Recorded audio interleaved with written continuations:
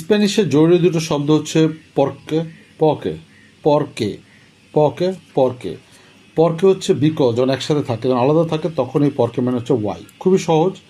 দেখেন আপনি, এস্তুদিও এসপানিওল পরকে মে গুস্তা।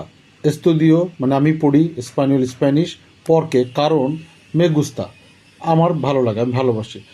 I read Spanish because I like it.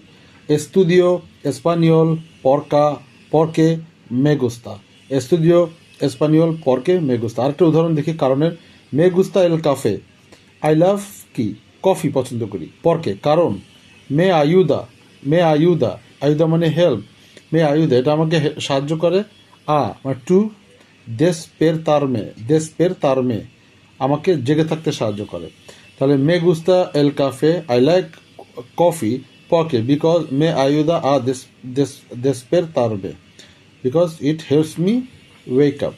Me gusta el café porque me ayuda a despertarme তো হয়ে গেল। কারণ আলাদাভাবে যখন তখন ওয়াই বলে, যেমন নো এনতিয়েন্দো আমি বুঝতে পাই না, আই ডোন্ট আন্ডারস্ট্যান্ড।